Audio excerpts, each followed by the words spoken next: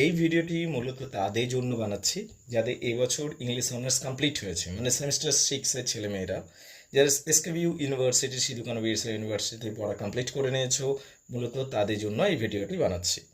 দেখো, ব্যাপার হচ্ছে যে ইংলিশ অনার্স তো কমপ্লিট হলো, এটা একটা মাত্র সিঁড়ি কমপ্লিট হলো, কিন্তু এখনও আসল জায়গাটা বাকি আছে, মানে নিজের পায়ে দাঁড়ানো, মানে একটা নিজেকে স্থিরতা প্রদান করা। Well, here is the real struggle. এইবারে তোমার আসল স্ট্রাগলটা শুরু হচ্ছে।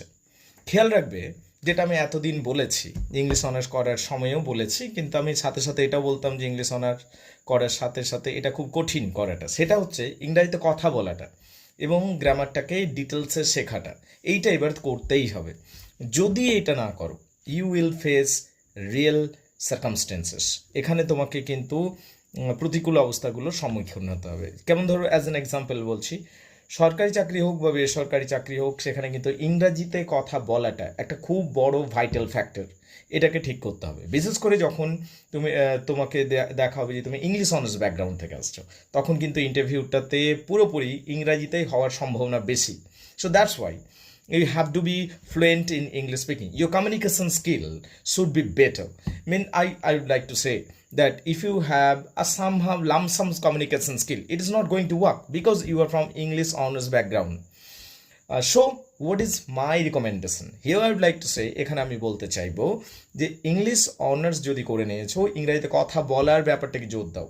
সরকারি চাকরি হোক আর বেসরকারি চাকরি হলে তো বলবারই নেই, সেক্ষেত্রে ইংরেজিতে কথা বলাটাই মূল আলোচ্য বিষয় এবং সেটাই ফার্স্ট প্রায়োরিটি, এবং of course performance, right?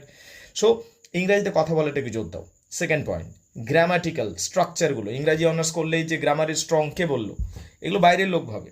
English honours করলেই যে গ্রামারে স্ট্রং হবে এমনি কিছু মানে নেই। আমি আমার ব্যক্তিগত অভিজ্ঞতা থেকে জানি এবং বুঝেছি, ইংলিশ অনার্স করা সত্ত্বেও গ্রামারে টেরিবলি উইক থাকে স্টুডেন্টসরা। তাহলে উপায় কি? এখানে উপায় বা এখানে সলিউশনটা রয়েছে। ইংলিশ অনার্স যদি করে নিয়েছো এবং গ্রামারে দুর্বলতা রয়েছে, তাহলে গ্রামারটাকে ভেঙে ভেঙে শেখো। সেটা সরকারি চাকরি হোক বা বেসরকারি চাকরি হোক, বা ভবিষ্যতে তুমি কোনো সিদ্ধান্ত নিলে নিজেই পড়াবে, বা ভবিষ্যতে তুমি কোনো বেসরকারি স্কুলে জুড়বে, এই গ্রামারটাকে ডিটেলসে শেখাটা জরুরি। এবং সর্বোপরি ইংরাজিতে কথা বলার সাথে গ্রামারের combination really really very important. So take it positively. যদি স্পোকেন ইংলিশ অ্যান্ড গ্রামার ক্লাসে জুড়তে চাইছো, ইউ ক্যান জয়েন আস।